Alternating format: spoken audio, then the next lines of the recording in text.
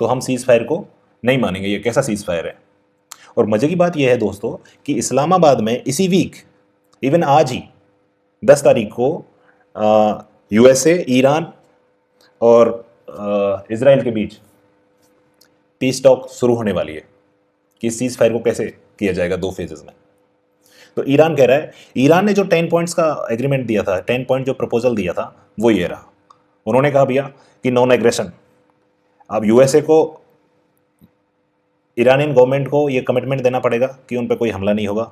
State of Hormuz है वो Iran के कंट्रोल में रहेगी और ईरान के पास राइट रहेगा कि वो यूरेनियम को इन्वेस्टमेंट कर सके, सैंक्शन हटा ली जाएं। ये सारी बातें थी। और उनमें ये भी बात थी कि जो रीजनल सीज फायर होना चाहिए, जो एक्सिस ऑफ रेजिस्टेंस है जैसे हिजबुल्ला या हूती, वो भी इसमें शामिल होंगे। ये ईरान कह रहा था, लेकिन अमेरिका कह रहा है कि नहीं भाई साहब, ये जो आप जो लास्ट वाला पॉइंट बता रहे हैं ये तो इसमें शामिल ही नहीं था। और अमेरिका ने उस पॉइंट को इससे बदल दिया कि formalising all commitment into official UN Security Council resolution, binding by UN Security Council resolution. तो अब दोनों के जो 10 पॉइंट एजेंडा है उसमें ही अंतर आ गया। अब इसके कारण हुआ क्या है कि मार्केट ने वापस से जो ऑयल के प्राइसेस थे वो $100 प्रति बैरल के मार्क से ऊपर पहुंच गए। और जैसे ही ऊपर पहुंचे तो जापान ने अपने यहाँ पर जो उन्होंने ऐसे एनर्जी क्राइसिस से निपटने के लिए ऑयल के रिजर्व बना रखे हैं, तो ये दूसरी बार है जब जापान ने उनको रिलीज़ किया है। और सुनने में तो ये भी आ रहा है कि इंडिया में जो रिलायंस के जियो बीपी के पेट्रोल पंप हैं वहाँ भी अब फ्यूल राशनिंग होने लगी है। मतलब एक पर्टिकुलर मात्रा से ज़्यादा जो फ्यूल है वो नहीं मिलेगा कस्टमरों को, और उस पर कैप इस तरीके से डिसाइड की है कि भाई पर विजिट आप इतने रुपए का फ्यूल डला सकते हैं। सुनने में जो आ रहा है कि भाई आप 1000 रुपये या 2000 रुपये से ज़्यादा का फ्यूल एक साथ नहीं डलवा सकते।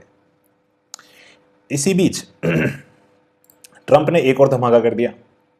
ट्रंप ने यह भी कहा है कि इन द मीन टाइम, मतलब एक तरफ तो वो टॉक कर रहे हैं इस्लामाबाद में, और फिर ट्रंप भाई साहब अपने जो सोशल मीडिया है ट्रुथ सोशल उस पर पोस्ट डाल के कह रहे हैं कि in the mean time our great military is loading up and resting, looking forward actually to its next conquest, America is back. मतलब अगर ईरान ने ये हमारी शर्तें नहीं मानी, और वो शर्तें क्या हैं? वो शर्तें हैं कि जो स्ट्रेट ऑफ हॉर्मूज है वो straight of Hormuz remaining open and safe, वो ओपन रहेगी और सेफ रहेगी, और ईरान कोई भी न्यूक्लियर वेपन नहीं रख सकता, नहीं बना सकता। ये 2 शर्तें हैं। और अगर ऐसा नहीं हुआ तो फिर उन्होंने अपनी ट्वीट में ही कहा है कि he want if the deal is violated, अगर ये डील नहीं हुई, the shooting stars and will be bigger, better, stronger than anyone has ever seen before. मतलब कि फिर मैं ऐसा हमला करूंगा कि जो बिगर होंगे, मतलब बड़े होंगे, और भी ज़्यादा भयानक होंगे, भयंकर होंगे। तो एक्चुअली इसमें हो क्या रहा है? इसमें ये हो रहा है कि इस ट्वीट से ट्रंप ये दिखाना चाह रहे हैं कि भैया ये मत भूलना कि हमारी प्रेजेंस नहीं है। हमारी प्रेजेंस अभी जो गल्फ रीजन है, जो फारस की खाड़ी है, वहीं बनी हुई है। हमारे जो एयरक्राफ्ट कैरियर हैं या हमारे जो मरीन्स हैं, हमारे जो सैनिक हैं, वो सब वहीं हैं, और उनके पास और ज़्यादा हथियार और लोडिंग अप वो रेस्ट कर रहे हैं और अपने हथियारों को अमीशन की और पूर्ति कर रहे हैं। ये तो हो गया, इसने दिया कि भाई वहाँ पे प्रेजेंस है हमारी। फिर अल्टीमेटम भी दे दिया कि अगर तुमने ये 2 बातें नहीं मानी कि स्ट्रेट ऑफ हॉर्मूज को खुला नहीं रखा, और कोई भी ऐसे कि न्यूक्लियर पे कोई भी समझौता नहीं होगा, मतलब आपके पास कोई न्यूक्लियर वेपन नहीं होगा, अगर ये चीज़ आपने नहीं मानी तो फिर अल्टीमेटम ही दे दिया कि हमला बड़ा होगा। और एक तरफ इस्लामाबाद में आज से टॉक शुरू होने वाली हैं, और वहाँ पर ईरान का डेलीगेशन तो पहुँच भी गया। तो अजीब सी स्थिति चल रही है। और उधर इजराइल कह रहा है कि ठीक है, ईरान के साथ हो गया समझौता, ईरान पे रोक देते हैं, लेकिन हिजबुल्ला के साथ हमारा कोई समझौता नहीं है, इसलिए लेबनान पे हमला हम करते रहेंगे। तो ये समझ में ही नहीं आ रहा है कि एक तरफ तो ट्रंप भाई साहब ने हाँ कर लिया, ट्रंप एडमिनिस्ट्रेशन ने कि सीज फायर हो गई ईरान के साथ। पाकिस्तान के जो प्रधानमंत्री हैं शहबाज शरीफ, वो उन्होंने अपना जो एक्स पे ट्वीट किया है या ऑफिशियल ट्वीट किया, उसमें वो कह रहे हैं कि इसमें लेबनान शामिल है। इसराइल कह रहा है कि इसमें लेबनान शामिल नहीं है। और अब उसके पीछे पीछे पहले अमेरिका भी शायद मान लिया था कि इसमें सब शामिल हैं, लेकिन जैसे ही इसराइल ने हमले किए अब वो इसराइल के साथ खड़ा हो गया। तो ये कैसी सुपर पावर है जो अपने फैसले खुद नहीं ले सकती? जैसे जैसे इसराइल करता है वैसे वैसे वो करते जाते हैं। उनके जो फॉरेन सेक्रेटरी हैं मार्को रूबियो, उन्होंने ये बात एक्चुअली मानी भी थी हमले से पहले भी कि भाई इसराइल ने हमला कर दिया तो फिर हम क्या करते, इसराइल तो हमारा अलाइज है, उसका साथ देना तो ज़रूरी है, तो इसराइल हमारा एलाई है, तो उसके चक्कर में हमने भी हमला कर दिया। अरे भाई तुम कैसी सुपर पावर हो, तुमको इसराइल चलाएगा क्या यार?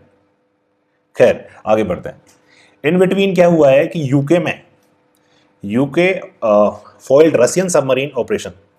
यूके के जो वाटर्स हैं, Britain on Thursday accuse Russia of conducting covert attack submarine operation. तो रूस है जो भाई चुपचाप यूके के जो यूनाइटेड किंगडम है ब्रिटेन, उसके समुद्र में अपनी उसने एक सबमरीन भेज रखी थी और वहां पर अपने कोई खुफिया जानकारी जुटा रहे थे। तो ये चीज़ सामने आई है और यूके ने फिर उसको कहा है कि काफ़ी एक दूसरे से गुत्थम गुत्था के बाद उसको रिपेल कर दिया, वापस चली गई है। तो रसिया उधर गेम अलग ही खेल रहा है। इधर ट्रम्प भाई साहब के यहाँ वॉशिंगटन में नेटो के चीफ आए थे कल, रूटो, नेटो जो चीफ हैं मार्क रूटे, तो ये आए थे और ट्रम्प ने उनसे साफ कह दिया भैया कि जो ट्रम्प एडमिनिस्ट्रेशन है, जो हमारा यूएस गवर्नमेंट है, वो सीरियसली सोच रही है कि हम नेटो से क्यों ना विड्रॉल कर लें। तो मार्क रूटे ने जाके जो जो डोनाल्ड ट्रंप ने जो शब्द कहे एज इट इज़, उसने अपने जो ईयू पार्टनर्स हैं, जिनमें जो बड़े हैं ब्रिटेन, फ्रांस, जर्मनी, इटली, उनको सबको बता दिया कि भैया ट्रंप मन बना रहे हैं कि वो नेटो से विड्रॉ कर सकते हैं। विड्रॉ वगैरह कुछ नहीं करेंगे दोस्तों, बस वो ये दबाव बना रहे हैं कि अगर ये सीज फायर नहीं चलता है, जिसकी संभावना बहुत कम है, इसीलिए तेल के दाम बढ़ रहे हैं, इसीलिए ट्रंप धमकी दे रहे हैं, इसीलिए इसराइल हमले नहीं रोक रहा है, इसीलिए जो ईरान में इंडियन एम्बेसी है उसने जो इंडियंस हैं उनको कह दिया है सीज फायर रुकते ही कि यहाँ से निकलो आप। तो कहीं ना कहीं दुनिया इस चीज़ को लेके चल रही है कि भाई सीज फायर नहीं रुकने वाला है, लंबा वॉर खिंचेगा। और अगर लंबा वॉर खिंचेगा और स्ट्रेट ऑफ हॉर्मूज को अगर खोलना है, तो उसमें ट्रंप अभी से दबाव बना रहे हैं नेटो कंट्रीज़ पे कि अब तक तो तुमने साथ दिया, नहीं दिया वो ठीक है, बट अब तो साथ दे दो यार। तुम और हम तो एक ही अलायंस में हैं, लेकिन उधर यूरोपियन कंट्रीज़ भी अड़े पड़े हैं कि आपका ये जो वॉर है हमसे पूछ के किया क्या आपने। और एक नेटो मतलब डिफेंसिव ऑर्गेनाइजेशन है कि हम पे कोई हमला करे तो आर्टिकल 5 नेटो का कि एक पे हमला सब पे हमला माना जाएगा, वो इन्वोक होता है, ना कि ये कि हम किसी पे जाके हमला कर दें। और दूसरी बात, जो ईरान पे वॉर है उसको सब इनलेजिटिमेट बता रहे हैं कि भाई ये फालतू का हमला है, इसकी ज़रूरत नहीं थी। स्पेन ने, इटली ने और फ्रांस ने तो यूएसए के जो एयरक्राफ्ट कैरियर हैं वो अपने यहाँ उतरने नहीं दिए, अपनी स्ट्रिप पर, अपने हवाई अड्डों पर उतरने नहीं दिए उन्होंने, केवल फ्यूलिंग के लिए कि भाई हम ये सपोर्ट नहीं करते। और फ्रांस ने तो इवन यूएन सिक्योरिटी काउंसिल में जो ये हमले हुए थे ईरान के ऊपर, और यूएई ने एक वो दाखिल किया था कि भाई ईरान हम पर फालतू के हमले कर रहा है। तो फ्रांस और रशिया और चाइना, 5 सिक्योरिटी काउंसिल के जो परमानेंट मेंबर हैं उनमें से 3 ने, फ्रांस, रशिया और चाइना ने ईरान के पक्ष में वोट दिया है। तो फ्रांस तो यहाँ तक चला गया और फिर उसका एक 2 ऑयल के टैंकर हैं वो ईरान ने निकाले भी, भाई ठीक है, थैंक यू। तो ये कुछ चल रहा है और ट्रंप कह रहे हैं भाई साहब हम नेटो छोड़ देंगे। तो कहीं ना कहीं प्लान कर रहे हैं कि आप हमारे साथ आ जाना, अब लंबा वॉर खींचे तो, जिसकी संभावना बहुत ज़्यादा है। ओके, बाकी कुछ क्लाइमेट चेंज की खबरें हैं कि भाई यूएस में जो वाइल्ड फायर है वो काफ़ी ज़्यादा हो रही है अभी इस बार। इधर फिलीपींस से न्यूज़ आ रही है दोस्तों कि जो डिस्प्यूटेड साउथ चाइना सी है उसमें फिलीपींस ने अपना एक बेस खोल दिया है, क्योंकि आए दिन जो चाइना है वहाँ पर उनको जो साउथ चाइना सी के जो वाटर्स हैं उनमें ऐसे वाटर कैनन से और उनको डराता धमकाता रहता है।